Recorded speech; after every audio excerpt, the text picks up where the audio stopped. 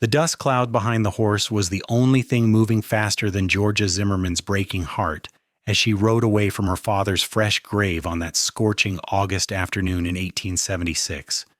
She had buried him just outside of Salina, Kansas, where they had arrived only 2 weeks prior, hoping to start fresh after losing their ranch in Texas to a corrupt banker who had forged documents claiming ownership. Her father, Gerald Zimmerman, had been a strong man his whole life, but the combination of the brutal journey north and the heartbreak of losing everything had weakened him beyond repair. On his deathbed in the cramped room above the general store, he had gripped her hand with surprising strength and looked into her eyes with a fierceness she would never forget. "Georgia," he had rasped, his voice barely above a whisper, "you listen to me, girl. You got your mother's spirit and my stubborn streak. Whatever comes at you in this life, you never give up the fight. You hear me? Never give up." Those had been his last words before his hand went slack in hers. And now, 3 days later, Georgia was riding toward the only thing she had left in this world, a deed to a small piece of land 10 miles west of town that her father had purchased with the last of their money. He had never even seen it, trusting the land office clerk's description of a modest homestead with a cabin and a well. Georgia had no idea what she would find when she got there, but she knew one thing with absolute certainty: she would not give up. The sun beat down mercilessly as she guided her mare, Daisy, along the rutted path that passed for a road. Georgia was 22 years old, tall and lean from years of ranch work. With sun-streaked brown hair she kept tied back in a practical braid. Her father had taught her to ride, rope, and shoot as well as any man, skills she suspected she would need in the coming days. The small amount of money she had sewn into the lining of her dress would not last long, and she would need to figure out how to make the land produce something, anything, to survive. As the afternoon wore on, Georgia began to worry that she had missed the property entirely. The clerk had told her to look for a lightning-struck cottonwood tree as a marker, but she had passed at least 3 trees that could fit that description. Just as she was about to turn back, she spotted a narrow path leading off the main road, and her heart sank. The cabin, if it could be called that, was little more than a leaning shack with half its roof missing. The well her father had been promised was nothing but a collapsed hole in the ground filled with debris. The fences were broken and scattered across a property that looked like it had not seen a living soul in years. Georgia dismounted slowly, her legs stiff from the ride, and walked through what remained of the front door. Inside was worse. Animal droppings covered the floor, the stone fireplace was cracked and crumbling, and a family of raccoons had clearly been using the corner as their home. Georgia stood in the middle of the single room and felt the weight of everything crash down on her at once. Her father was dead. Her childhood home was gone. She had no money, no family, and now she stood in a property that was essentially worthless, miles from town with night approaching. For the first time since her father's death, Georgia felt tears stream down her face. She sank to the filthy floor and let herself cry, great heaving sobs that came from somewhere deep in her chest. She cried for her father, for her mother who had died when Georgia was 12, for the life she had lost and the impossible future that stretched before her. When the tears finally stopped, Georgia wiped her face with her sleeve and stood up. Her father's words echoed in her mind. Never give up the fight. She had made him a promise, even if it had been unspoken, and she intended to keep it. The sun was setting, casting long shadows across the property, and Georgia knew she needed to make the cabin at least minimally habitable before full dark. She led Daisy to what remained of a lean-to structure and unsaddled her, then spent the next hour clearing enough space in the cabin to lay out her bedroll without lying in raccoon waste. As she worked by the light of her small lantern, Georgia heard a sound outside that made her freeze. Horses. Multiple horses moving slowly. She reached for her father's rifle, which she had propped against the wall, and moved to the doorless entryway. In the growing darkness, she could make out 3 riders approaching the cabin.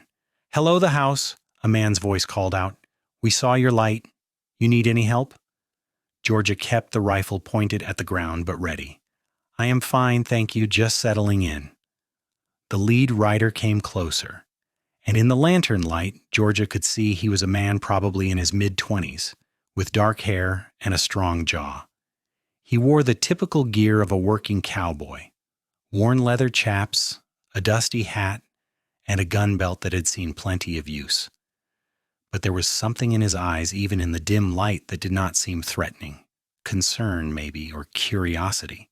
"Begging your pardon, madam, but this place has been abandoned for near about 3 years. You planning to stay here?" "It is my property," Georgia said, lifting her chin. "My father purchased it before he died. I have the deed." The cowboy exchanged glances with his two companions. "Madam, I am not questioning your ownership. I am questioning your safety. This cabin is not fit for habitation, and you are a long way from town. My name is Kane Dalton. I work for the Double R Ranch about 2 miles north of here. These are my associates, Tom and Henry." "I appreciate your concern, Mr. Dalton, but I can take care of myself." Kane dismounted, moving slowly so as not to spook her, and took a few steps closer. Now Georgia could see him more clearly. He was indeed young, probably not more than 26 or 27, with eyes that were a striking shade of blue-green. His face was tanned and weathered from outdoor work, but there was a gentleness in his expression that surprised her. "I do not doubt you can take care of yourself, miss, but tonight is not the night to prove it. This cabin needs serious work before anyone should sleep in it. My boss, Robert Randall, he is a good man. He would want me to offer you a place to stay until you can get this fixed up. We have a bunkhouse with a separate room that our cook used to use before he built himself a proper house on the property. It is clean and safe, and you would be welcome to stay there until you get on your feet." Georgia wanted to refuse. She wanted to tell this cowboy that she did not need anyone's charity, that she could handle this on her own. But as she looked at the ruined cabin behind her and felt the evening chill setting in, she knew that pride might literally be the death of her. "I do not accept charity," she said finally. "Then do not think of it as charity. Think of it as neighboring. Out here we help each other. Next time we need a hand, maybe you will be the one doing the helping." Something in his tone convinced Georgia that he meant what he said. After a long moment, she nodded. "All right, but just for tonight. Tomorrow I start working on this place." "Fair enough," Kane said, and Georgia could hear the relief in his voice. "Why do not you gather your things and we will head to the ranch? It is a short ride." Georgia quickly packed up her bedroll and the few possessions she had brought with her, then saddled Daisy again. As they rode through the darkness, Kane kept his horse close to hers, not in a threatening way, but as if he was making sure she did not lose her way. Tom and Henry rode ahead, occasionally talking in low voices. "So how did you end up with that property?" Kane asked after a while. "If you do not mind me asking." Georgia found herself telling him the story: the ranch in Texas, the forged documents, her father's declining health, their journey to Kansas, and his death. She did not usually talk so freely with strangers, but something about Kane's quiet presence made the words flow easily. "I am sorry about your father," Kane said when she finished. "That is a hard thing to bear, especially alone." "He taught me to be strong," Georgia replied. "His last words were to never give up the fight, so that is what I intend to do." Kane nodded, and Georgia saw something like admiration in his expression. That is a good way to honor him. The Double R Ranch came into view shortly after, and even in the darkness, Georgia could tell it was a prosperous operation. The main house was a large, well-built structure with light glowing from several windows. The barn was massive, and she could hear the sounds of horses moving in their stalls. True to Kane's word, he led her to a small building behind the main house, then showed her to a room that was indeed clean and comfortable, with a real bed, a washstand, and even a small mirror on the wall. "Kitchen is in the main house," Kane said. "Cook starts breakfast around 5, but there is usually coffee earlier if you're up. Privy is around back. You need anything. My bunk is in the main bunkhouse with the other hands." "Thank you," Georgia said and meant it. "I appreciate your kindness." Kane tipped his hat. "Sleep well, Miss Zimmerman. Things will look better in the morning." After he left, Georgia sat on the bed and felt the softness of a real mattress for the first time in weeks. She was exhausted, but her mind was racing with plans for the cabin, worries about money, and unexpected thoughts about the blue-green eyes of the cowboy who had shown her such unexpected kindness. Morning came early at the Double R Ranch. Georgia woke to the sound of men's voices and the clanging of pots from the kitchen. She washed her face in the basin, changed into clean clothes, and braided her hair before venturing outside. The sun was just beginning to rise, painting the sky in shades of pink and gold, and Georgia could see the full extent of the ranch in the morning light. It was even more impressive than she had thought. Well-maintained buildings, healthy-looking cattle in the distance, and an air of prosperity that spoke of good management and hard work. She made her way to the main house, feeling self-conscious about intruding, but when she opened the kitchen door, a round-faced man with a bushy mustache greeted her with a broad smile. "You must be the young lady Kane told us about. Come in, come in. I am Frank, the cook here. Sit yourself down, and I will get you some breakfast." Before Georgia could protest, she found herself seated at a long table with a plate of eggs, bacon, and fresh biscuits in front of her. Several cowboys were also eating, and they nodded politely to her before returning to their meals. Kane came in a few minutes later, his hair still damp from washing, and took a seat across from her. "Morning, Miss Zimmerman. You sleep all right?" "Very well, thank you. And please, call me Georgia." "Georgia it is, then, and I am Kane." He poured himself coffee from a pot on the table and took a long drink. "I was thinking about your situation this morning. That cabin needs a lot of work, more than one person can handle alone. I talked to the boss, Robert Randall, and he said if you are willing, we could send a crew over there to help you fix it up. We have got some extra lumber from a recent project, and the boys would not mind the work." Georgia felt heat rise to her cheeks. "I told you, I do not accept charity." "And I heard you," Kane said calmly. "So here is what I propose. You pay us back in work. We have got a garden here that needs tending, and Frank could use help with the cooking and preserving for winter. You work for us through the harvest season, room and board included, and we will consider that payment for the repairs. Come winter, you will have a proper cabin to live in and money in your pocket from your wages. Then you can decide what to do with your land." It was a generous offer, more generous than Georgia had any right to expect, but the way Kane presented it made it sound like a fair business arrangement rather than charity. She thought about it for a long moment, weighing her pride against her practical need. "Why are you doing this?" she asked finally. Kane met her eyes steadily. "Because it is the right thing to do, and because I have been where you are, more or less. My parents died when I was 17, and Robert Randall gave me a chance when no one else would. He taught me that people helping each other is how we all survive out here, so I am just passing it along." Georgia felt something shift in her chest, a warmth that had nothing to do with the hot coffee she was drinking. "All right," she said, "I accept. But I work hard, and I expect to be paid fairly for my labor." "Would not have it any other way," Kane said, and the smile he gave her made Georgia's heart do an unexpected flip. The next few weeks passed in a blur of activity. Georgia proved herself to be every bit as capable as she had claimed. She worked in the garden under the hot Kansas sun, pulling weeds, harvesting vegetables, and helping Frank prepare and preserve food for the winter. In the evenings, she often rode out to her cabin with Kane and a rotating crew of ranch hands who were working on the repairs. Under Kane's direction, the cabin was transformed. They replaced the entire roof, fixed the walls, and installed a proper door and windows. They dug out the old well and discovered that it was actually structurally sound once the debris was removed, and they were able to get clean water flowing again. They repaired the fences and cleared the land of years of overgrowth. Georgia worked alongside them every step of the way, hammering nails, carrying lumber, and proving that she could indeed hold her own with any man. As they worked, Georgia found herself spending more and more time with Kane. He had a quiet competence that she admired, a way of solving problems without making a big fuss about it. He was also patient with her, teaching her things about carpentry and ranching that her father had never gotten around to showing her. But more than that, she enjoyed his company. He had a dry sense of humor that made her laugh, and he listened when she talked about her father, her lost home, and her dreams for the future. One evening in late September, after the other hands had returned to the ranch for supper, Georgia and Kane, sat on the newly repaired porch of her cabin, watching the sun set over the prairie.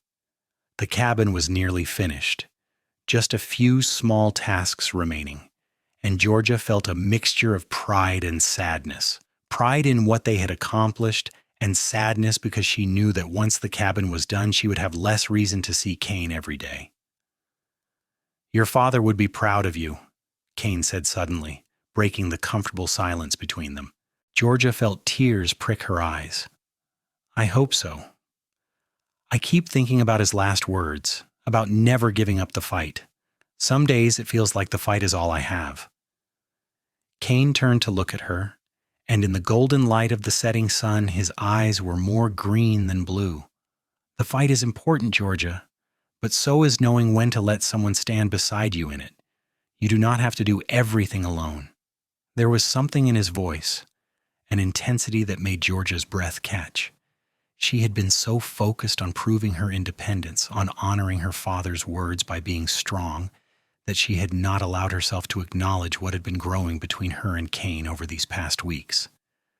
But now, sitting here with him in the evening quiet, she could not deny it any longer. "Kane, she started, but he reached over and took her hand, stopping her words. "I know you have been through a lot, and I know you probably are not thinking about anything beyond getting through each day, but I need you to know that these past weeks, getting to know you, working beside you, it has meant something to me. You mean something to me." Georgia's heart was pounding so hard she was sure Kane could hear it. "You mean something to me too," she said softly. Kane smiled, that slow, genuine smile she had come to love, and squeezed her hand gently.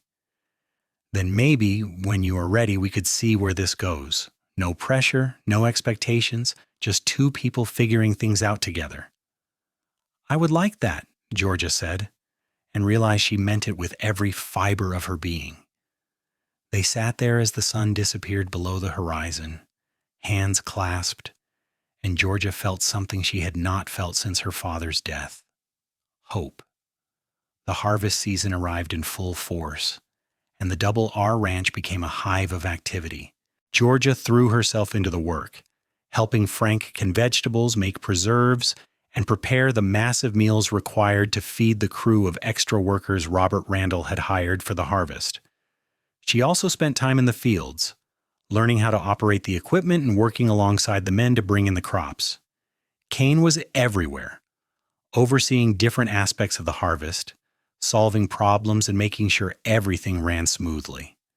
Georgia watched him work with growing admiration and affection.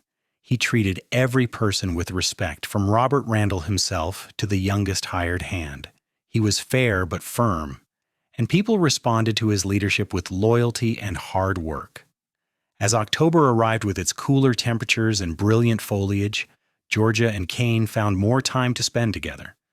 They took long rides across the prairie on Sunday afternoons, talking about everything and nothing. Kane told her about growing up in Missouri, about losing his parents to cholera, about the years he had drifted from job to job before landing at the Double R. Georgia shared memories of her mother, stories about her father, and slowly, carefully, she began to talk about what she wanted for her future. "I think I want to raise horses," she said one Sunday as they watered their horses by a creek. "My father was good with horses, and he taught me a lot. That land I own, it is not big enough for cattle, but it could support a small horse breeding operation. If I could get a good stallion and a few mares, I could build something." Kane nodded thoughtfully. "That is a smart plan. Good horses are always in demand, and you have the knowledge and the work ethic to make it succeed." "It would take money, though," Georgia said, her enthusiasm dimming. "Money I do not have." "Not yet," Kane said, "but you will. You have been saving your wages, right? And come spring, Robert might have some work for you again. In a few years, you could have enough for a start." A few years. Georgia had been so focused on just surviving each day that she had not allowed herself to think that far ahead. But now, with Kane beside her, the future seemed less daunting and more full of possibility. As the weeks passed, their relationship deepened. The first time Kane kissed her was in early November after a long day of work. They had been standing by the barn, discussing plans for winterizing her cabin, when he had simply stepped closer, cupped her face in his calloused hands, and kissed her gently. It was a kiss full of promise and patience, and when they pulled apart, Georgia felt like the world had shifted on its axis. "I am falling in love with you," Kane said quietly, his forehead resting against hers. "I did not plan on it, and I do not know if you are ready to hear it, but I needed you to know." Georgia's eyes filled with tears, but they were good tears, happy tears. "I am falling in love with you too. It scares me, but it is the truth." "Why does it scare you?" "Because I've lost everyone I have ever loved," Georgia whispered. "My mother, my father, my home. What if I lose you too?" Kane pulled her close, wrapping his arms around her. "You will not lose me, Georgia. I'm not going anywhere. We will face whatever comes together." That winter was the happiest Georgia had been in years. Her cabin was finished and weatherproofed, and though she spent most of her time at the ranch, she loved knowing she had a home of her own to return to. Kane often rode out with her on her days off, and they would spend hours at the cabin planning improvements for the spring and dreaming about the future. Christmas at the Double R Ranch was a revelation to Georgia. Robert Randall insisted that everyone on the ranch, from the owner to the newest hired hand, celebrate together. Frank outdid himself with a feast, and there was music and dancing in the barn. Kane gave Georgia a beautiful hand-tooled leather journal for writing down her plans and thoughts. She gave him a new pair of leather gloves she had saved for weeks to purchase, and the look of genuine pleasure on his face made the sacrifice worthwhile. As the old year gave way to 1877, Georgia reflected on how much her life had changed. A year ago, she had been living on a ranch in Texas with her father, unaware of the hardships to come. 6 months ago, she had been standing in a ruined cabin, alone and grieving, unsure if she could survive. Now she was surrounded by friends, doing work she enjoyed, and deeply in love with a man who treated her like a partner and an equal. In February, Kane approached her with a nervous energy that was unlike his usual calm demeanor. They were in the kitchen, ostensibly helping Frank prepare dinner, but Frank kept finding excuses to leave them alone. Finally, Kane took Georgia's hand and led her outside to the porch. "I have been doing a lot of thinking," Kane began, then stopped and took a deep breath. "Actually, I have been thinking about this since November, maybe even earlier, but I wanted to be sure. I wanted to give you time." Georgia's heart was racing. "Time for what?" Kane reached into his pocket and pulled out a small box. When he opened it, Georgia saw a simple gold band with a small but beautiful diamond. "Time to heal. Time to know your own mind. Time to be sure about us." "But Georgia, I am sure. I am more sure about this than I have ever been about anything in my life. I love you. I want to build a life with you on your land or on this ranch or anywhere else you want to be. Will you marry me?" Georgia felt like she could not breathe. Joy, fear, and love all warred within her. She thought about her father's last words, about never giving up the fight. She had been fighting alone for so long, carrying the weight of survival on her shoulders, but Kane was offering her something different, a partnership, a shared burden, a future built together. "Yes," she said, and the word came out as part laugh, part sob. "Yes, Kane, I will marry you." Kane slipped the ring on her finger and kissed her deeply, and Georgia felt like she was finally truly home. They were married in April in a simple ceremony at the church in Salina. Georgia wore a cream-colored dress that she had sewn herself with fabric Kane had insisted on buying for her. Robert Randall gave her away, and Frank cried openly during the vows. The reception was held at the ranch with food, music, and dancing that lasted well into the night. For their honeymoon, Kane had saved up enough money for them to spend 3 days in a hotel in Salina, a luxury that felt almost decadent after months of ranch life. But more than the comfortable bed or the restaurant meals, Georgia treasured the uninterrupted time with her husband, talking about their dreams and making plans for their future. When they returned to the ranch, they moved into Georgia's cabin, which was now truly their home. Robert Randall had agreed to let Kane continue working for the Double R while also helping Georgia start her horse breeding operation. It would be tight financially for the first few years, but they were both used to hard work and living frugally. In May, Kane surprised Georgia by bringing home 2 mares he had purchased from a rancher passing through on his way to Colorado. They were young, healthy animals with good bloodlines, and while they had cost nearly every penny of Kane's savings, he insisted it was an investment in their future. "We need to start somewhere," he said as Georgia ran her hands over the mares' sleek coats. "These girls are a good foundation. Now we just need to find the right stallion." Finding the right stallion proved more challenging. They needed an animal with excellent conformation, proven offspring, and a temperament suited for breeding, but such horses were expensive and rare. Georgia began writing letters to breeders throughout Kansas and the neighboring territories, describing what she was looking for and what she could afford, which was not much. Summer arrived with its intense heat and long days of work. Georgia and Kane fell into a rhythm. He worked at the Double R during the day while she tended to their mares, maintained the property, and worked on building proper facilities for the horses. In the evenings, they worked together building a larger stable, reinforcing fences, and planning for the future.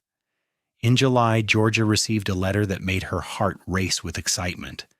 A breeder in Missouri was retiring and selling off his stock.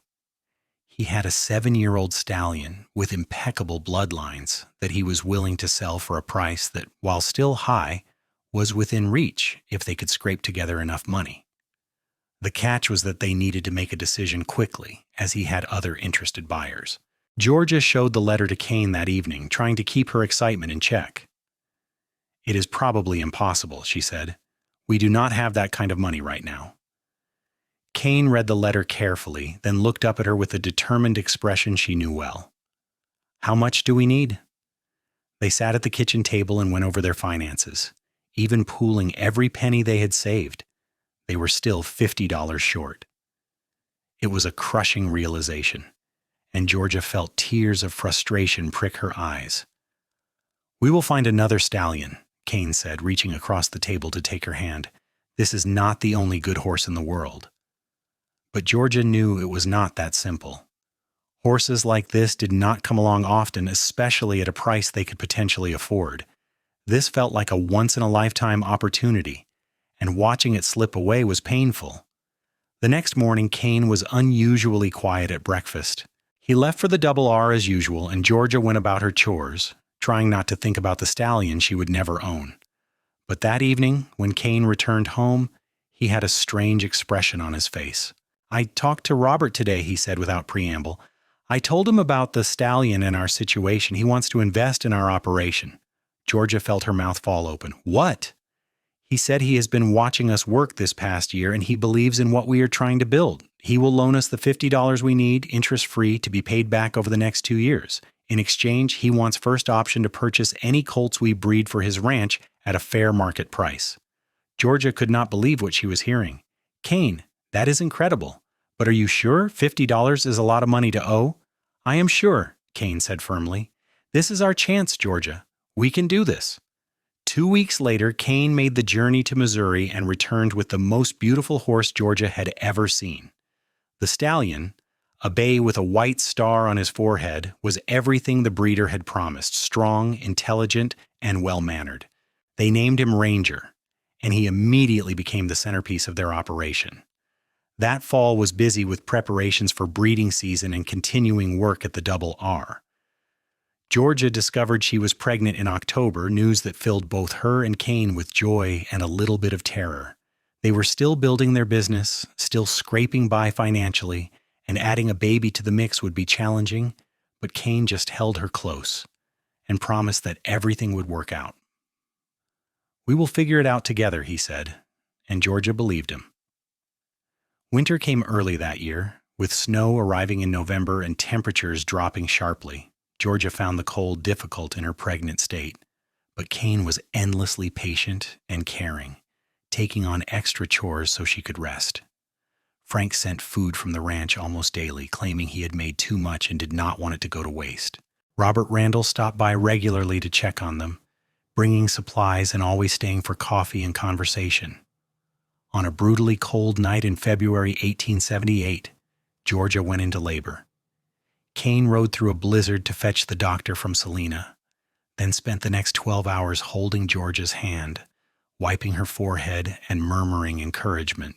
When their son finally arrived just after dawn, Kane cried openly, cradling the tiny infant in his large, work-roughened hands. "He is perfect," Kane whispered, looking from the baby to Georgia with an expression of such love that it made her heart ache. "You are amazing. I love you so much." They named him Gerald, after Georgia's father, with the middle name of Kane.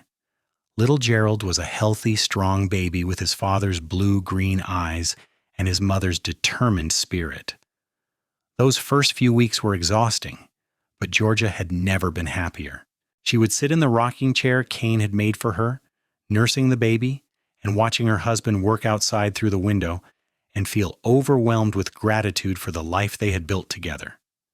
Spring arrived with new challenges and new joys. Ranger bred both of their mares, and by June they had confirmation that both pregnancies had taken. If all went well, they would have 2 foals the following spring, the beginning of their breeding program.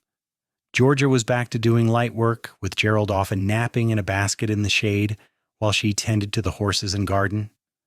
The foals were born in April of 1879, a colt and a filly, both healthy and beautiful. Robert Randall came to see them and immediately claimed the colt for his ranch, paying a price that was more than fair. That money allowed Kane and Kane to pay off their loan to Robert early and still have money left over to purchase another mare.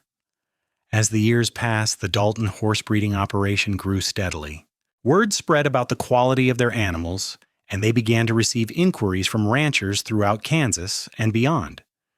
Georgia's eye for good conformation and Kane's skill with training made them a formidable team. By 1882, they had 6 mares, Ranger, and a growing reputation as the best horse breeders in the region. Their family grew as well.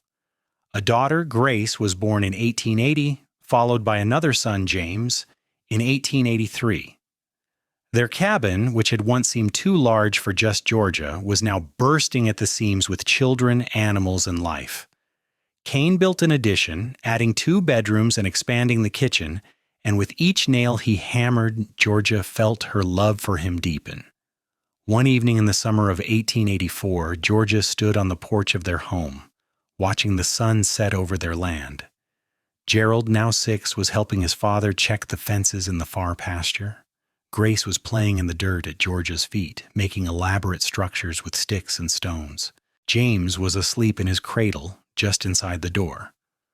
The mares and their foals were grazing peacefully in the paddock, and Ranger was watching over them like the king he was.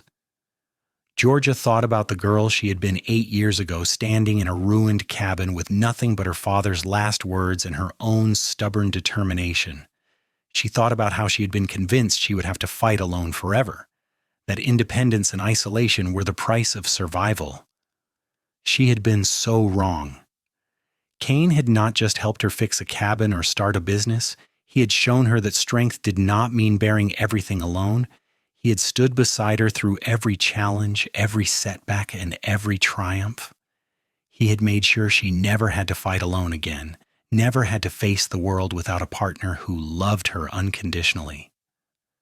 Kane and Gerald came riding up to the house, their faces flushed from the sun and work.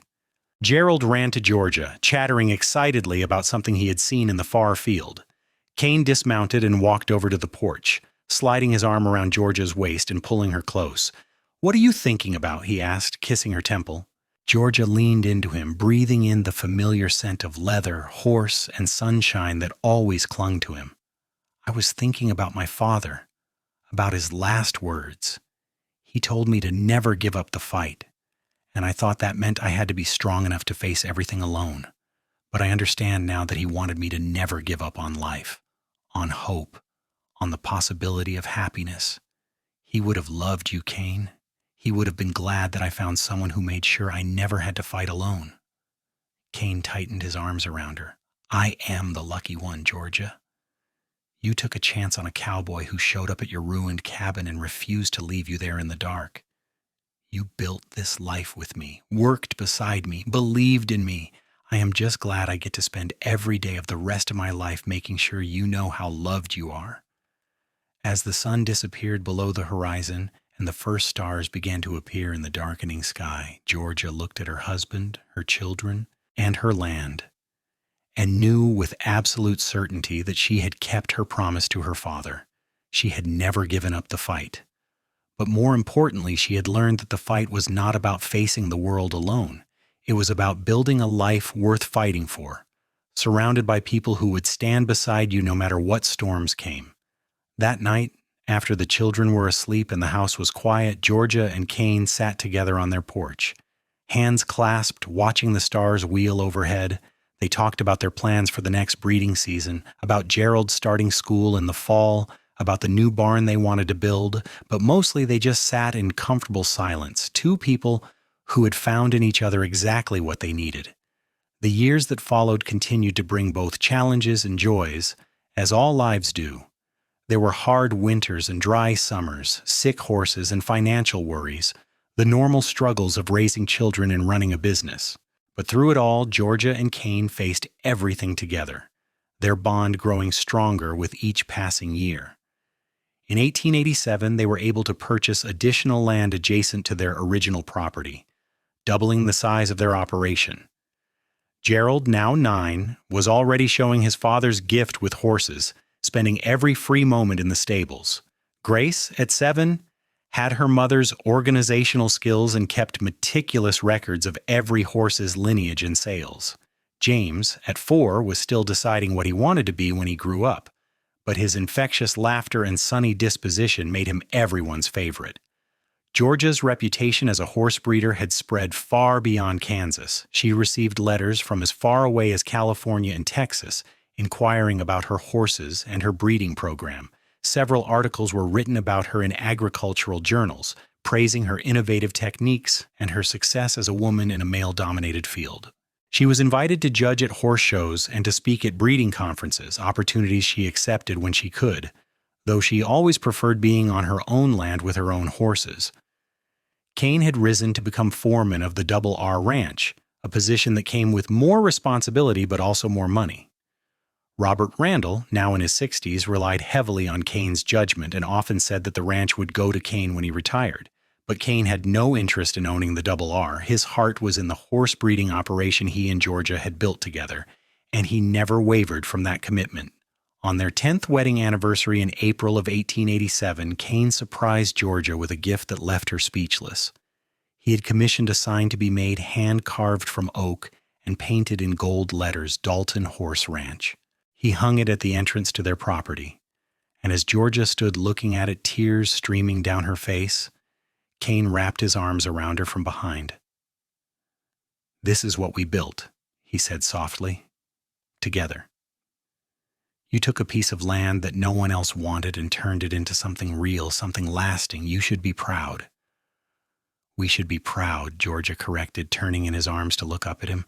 "I could not have done any of this without you. You saved me, Kane. In every way a person can be saved." "You saved yourself," Kane said, cupping her face in his hands. "I just made sure you did not have to do it alone. That is what partners do."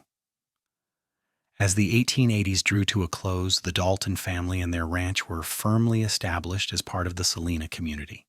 Georgia had gone from being the unknown girl in the ruined cabin to a respected businesswoman and mother. Kane was known throughout the county as a fair, skilled horseman and a devoted family man. Their children were thriving, their business was successful, and their love for each other seemed to grow deeper with each passing year.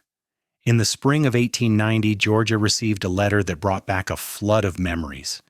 It was from a lawyer in Texas, informing her that the banker who had stolen her father's ranch through forged documents had been caught in a larger fraud scheme and was being prosecuted. As part of the restitution process, the court was trying to identify all of his victims and return what had been stolen. The ranch in Texas that had belonged to Georgia's father was now legally hers again, if she wanted to claim it. Georgia read the letter 3 times, her hands shaking. That ranch represented her childhood, her parents, and a life that felt like it belonged to someone else now. She showed the letter to Kane that evening after the children were in bed, unsure how she felt about it. "What do you want to do?" Kane asked, always letting her make the final decision on important matters. Georgia thought about it for a long time. She thought about her father, about the heartbreak that loss had caused him, about how he had died never knowing that justice would eventually prevail. She thought about the girl she had been and the woman she had become. And then she knew exactly what she wanted to do. "I want to sell it," she said. "That place is part of my past, but it is not my future. My future is here, with you and our children, and the life we have built together. I want to use the money from the sale to expand our operation, maybe purchase some of the land between here and the Double R that just went up for sale. I want to invest in our dream, not in old memories." Kane smiled, that slow, wonderful smile that still made her heart skip a beat after all these years. "Then that is exactly what we will do." The sale of the Texas ranch brought in more money than Georgia had expected. Combined with their savings and a small loan from the bank, they were able to purchase a significant amount of additional land, bringing their total holdings to over 300 acres. They built a proper stable, a large barn, and several paddocks. They hired 2 young men to help with the day-to-day work, allowing Kane to finally leave his position at the Double R and work full-time on their own ranch. Robert Randall came to their celebration dinner, raising a glass of whiskey and toast. "I am losing my best foreman," he said, "but I am gaining an even better neighbor.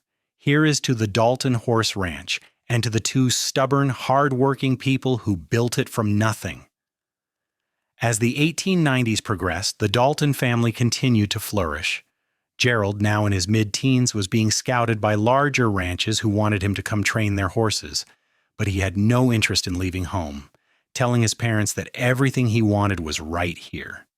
Grace had developed a passion for photography and spent hours documenting their horses and the ranch, creating a visual record of their success. James had decided he wanted to be a veterinarian, showing a natural gift for understanding animal health and behavior. In 1894, Georgia gave birth to a surprise 4th child, a daughter they named Margaret after Kane's mother. At 38, Georgia had not expected to have another baby, but Margaret's arrival was a joy to everyone in the family. Her older siblings doted on her, and Kane was as besotted with his youngest daughter as he had been with each of their other children. As the century drew to a close, Georgia often found herself reflecting on the journey she had taken. She was now 44 years old, a successful businesswoman, a mother of 4, and still deeply in love with the man who had refused to let her face a ruined cabin alone on that August evening so many years ago. One warm evening in the summer of 1899, the entire family gathered on the expanded porch of their home for dinner. Gerald and his new wife Sarah were there with their baby son, Kane's first grandchild. Grace had brought her fiancé, a photographer from Salina, who shared her passion for capturing the world on film. James was home from his veterinary studies in Kansas City, full of stories and excitement about his future. Margaret, now 5 years old, was running through the yard with the dogs, her laughter floating on the evening air. Georgia sat next to Kane, watching their family and feeling a contentment so profound it almost hurt. Kane seemed to sense her mood, as he always did, and reached over to take her hand. "What are you thinking about?" he asked. The same question he had asked her hundreds of times over the years. Georgia looked at him. This man who had been her partner, her love, her rock for over 20 years. His dark hair was now streaked with gray, and there were lines around his eyes from years of squinting into the sun. But to her, he was as handsome as he had been the night they met. "I am thinking about how far we have come," she said, "about that scared, grief-stricken girl standing in a ruined cabin, thinking she had to face the world alone.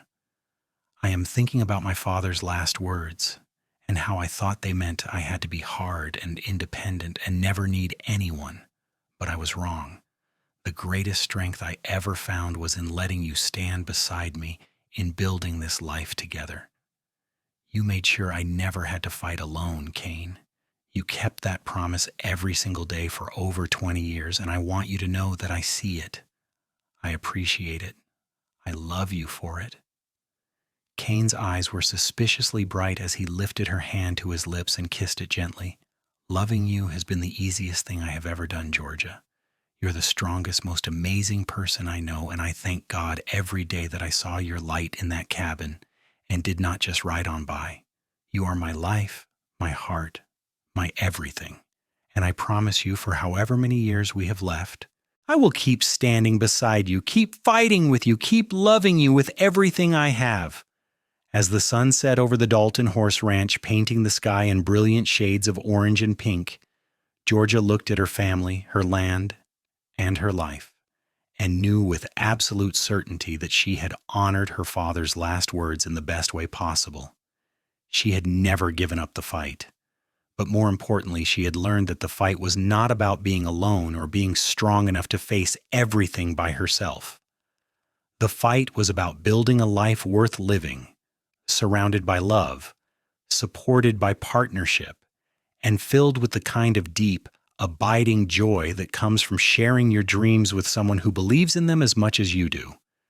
That night, long after the family had gone to their respective homes and the children were asleep, Georgia and Kane stood together under the stars, just as they had done countless times over the years. The ranch was quiet except for the soft sounds of horses in the stable and the occasional call of a night bird. Kane's arms were around Georgia, her back pressed against his chest, and they swayed slightly to music only they could hear. "Do you have any regrets?" Kane asked softly. "Anything you wish had been different?" Georgia thought about the question seriously, as she did all of Kane's questions. She thought about the losses she had endured, the hardships they had faced, the struggles they had overcome.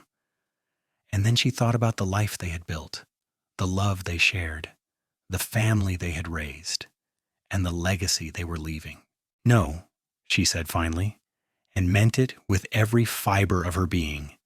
"No regrets. Every hard thing led me here, to you, to this life. I would not change a single moment because all of those moments made us who we are. And I love who we are, Kane. I love what we have built together." Kane tightened his arms around her and pressed a kiss to the top of her head. "Then we did it right," he said. "We took the hand we were dealt and played it the best we could. And we won, Georgia. We really won." As they stood there under the vast Kansas sky, surrounded by the land they had tamed, the horses they had bred, and the life they had built from nothing, Georgia felt a peace settle over her that she had not known since before her father's death. She had kept her promise to him. She had never given up the fight. But she had also learned the most important lesson of all, that fighting did not mean being alone, and strength did not mean refusing help. True strength came from partnership, from love, from building something with another person that neither of you could have built alone. The years continued to pass in their steady march. The turn of the century brought new challenges and new opportunities. The Dalton Horse Ranch continued to grow and prosper, earning national recognition for the quality of its breeding program. Gerald took over more of the day-to-day operations as Kane and Georgia entered their 50s, though neither of them ever truly retired. They still rode out every morning to check on the horses, still made decisions about breeding and sales, still worked side by side as they had always done. Grace's photography business flourished, and she became known for her stunning portraits of horses and ranch life. Her work was featured in magazines and exhibitions, bringing even more attention to the Dalton Horse Ranch. James completed his veterinary degree and returned to Salina to open his own practice, serving ranches throughout the county and beyond. Margaret grew into a bright, spirited young woman who announced at age 16 that she wanted to breed horses just like her mother. In 1905, on a beautiful spring day, Kane and Georgia celebrated their 28th wedding anniversary with a party attended by what seemed like half of Salina. Friends, family, business associates, and neighbors all gathered to celebrate the couple who had become something of a local legend. Speeches were made, stories were told, and through it all, Kane and Georgia sat side by side, hands clasped, occasionally exchanging glances that spoke of a love too deep for words. Robert Randall, now in his 80s but still sharp as a tack, stood to offer a toast. I have known Kane Dalton since he was 17 years old, he said, his voice strong despite his age. I have watched him grow from a grief-stricken boy into one of the finest men I have ever known. And I have watched Georgia transform from a young woman alone and grieving into a force of nature who built an empire with her own two hands. But more than that, I have watched them build a partnership, a love, and a life that stands as an example to all of us. They took nothing and made it into everything. They faced every challenge together, and they proved that with determination, hard work, and love, anything is possible. To Kane and Georgia Dalton, may you have many more years of health and happiness together. The crowd erupted in applause, and Georgia felt tears streaming down her face. Kane pulled her close and whispered in her ear, "He forgot to mention that none of it would have been possible without you. You are the heart of everything we built, Georgia. Always have been, always will be." As the party continued around them, Georgia reflected on the journey that had brought her to this moment. She thought about her father lying on his deathbed, gripping her hand and telling her to never give up the fight. She thought about the girl she had been, alone and scared in a ruined cabin, convinced she would have to face the world by herself. She thought about the cowboy who had appeared out of the darkness and refused to leave her there, who had spent nearly 3 decades making sure she never had to fight alone. The fight her father had spoken of had taken many forms over the years. It had been the fight to survive, the fight to build a business, the fight to raise a family in a harsh and unforgiving land. But through it all, Kane had stood beside her, sharing the burden, celebrating the victories, and ensuring that she never felt the crushing weight of isolation and despair she had felt that first night in the cabin. As the sun began to set on their anniversary celebration, Kane led Georgia away from the crowd to a quiet spot overlooking their land. The ranch stretched out before them in all its glory, well-maintained buildings, healthy horses grazing in green pastures, fences that stood straight and strong. It was a testament to years of hard work, careful planning, and unwavering dedication. "What are you thinking about, Enai?" Kane asked, the familiar question bringing a smile to Georgia's face. "I'm thinking about how blessed I am," Georgia said softly. "I'm thinking about how my father's last words set me on a path I never could have imagined. He told me to never give up the fight, and I thought that meant I had to be tough and independent and face everything alone. But you showed me a different way. You showed me that fighting alongside someone is so much better than fighting alone. You made sure I never had to face anything by myself, and that made all the difference."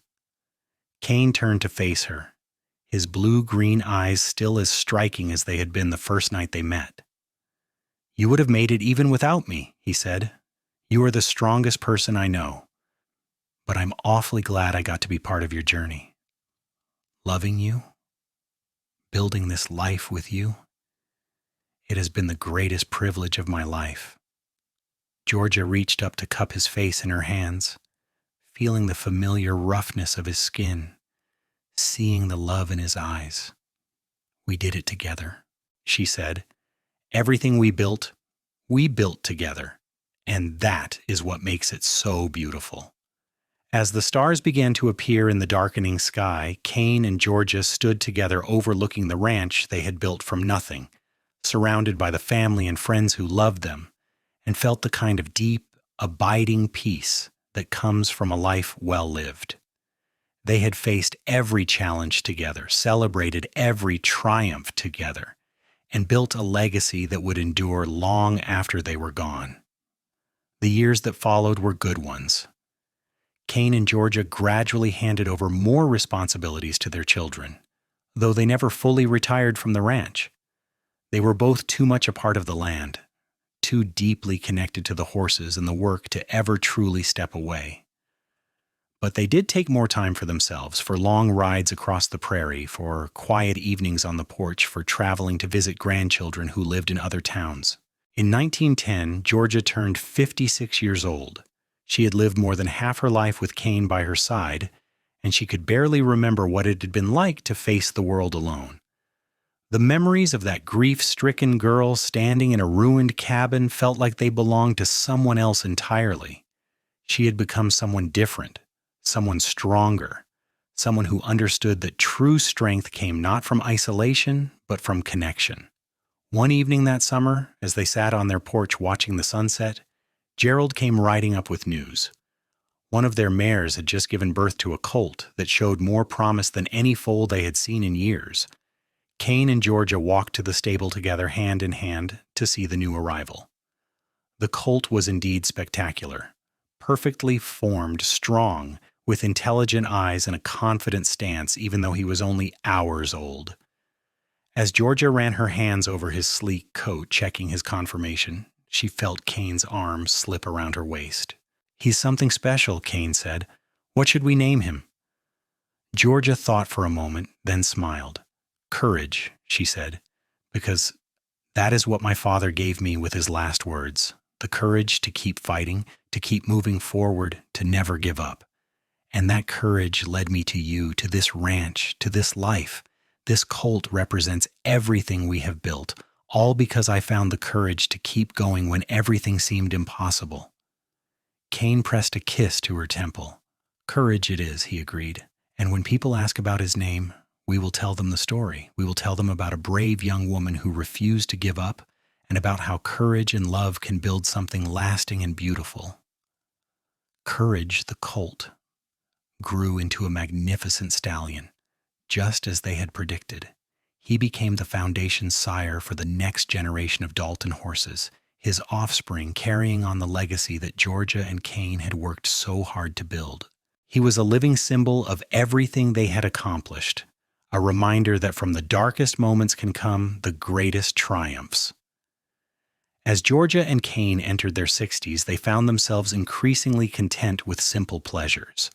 Watching the sun rise together, tending the garden, playing with grandchildren, and reminiscing about the years they had shared. Their love had deepened and matured, becoming something almost sacred in its constancy and depth. In 1915, they celebrated their 40th wedding anniversary with a quiet family dinner.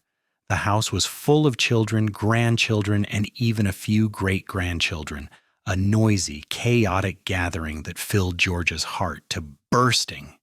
As she looked around the table at the family they had created, the legacy they were leaving, she felt an overwhelming sense of gratitude for every moment, every struggle, every triumph that had brought them to this point. Later that night, after everyone had gone home or to bed, Kane and Georgia sat together on their porch under the stars, wrapped in a blanket against the cool spring air. They were quiet for a long time, comfortable in the silence that only comes from decades of deep companionship. "I kept my promise to my father," Georgia said finally. "I never gave up the fight. But the best part of that fight was that I never had to face it alone. You made sure of that, Kane. From the first night you found me in that ruined cabin until this very moment, you have been beside me, supporting me, loving me, making sure I never had to carry the burden alone. That is the greatest gift anyone has ever given me." Kane pulled her closer, and Georgia could feel the steady beat of his heart beneath her cheek. "And you gave me a purpose, a home, and a love that has defined my entire life," Kane said softly.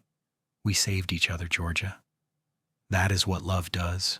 It makes us stronger together than we ever could have been apart." As they sat there under the vast Kansas sky, surrounded by the land they had tamed and the life they had built, Georgia felt a completeness that she had never imagined possible during those dark days after her father's death. She had kept her promise to him. She had never given up the fight, but she had also learned that the greatest victories come not from fighting alone, but from finding someone who will stand beside you through every battle, every triumph, and every ordinary moment in between. The cowboy who had refused to leave her alone in a ruined cabin all those years ago had indeed made sure she never had to fight alone. He had given her partnership, love, support, and a life beyond anything she could have dreamed. And in return, she had given him her whole heart, her unwavering dedication, and a love that had grown stronger with each passing year. As the stars wheeled overhead and the night deepened around them, Kane and Georgia Dalton sat together in perfect contentment.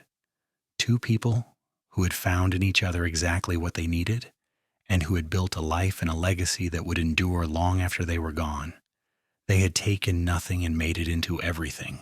They had faced every challenge together. And they had proved that with courage, determination, and love, anything was possible. The Dalton Horse Ranch continued to thrive for generations, a testament to the love and partnership of its founders. And whenever anyone asked about the ranch's history, the story always began the same way. With a grief-stricken young woman standing in a ruined cabin determined to honor her father's last words, and a cowboy who showed up at exactly the right moment and made sure she never had to fight alone again.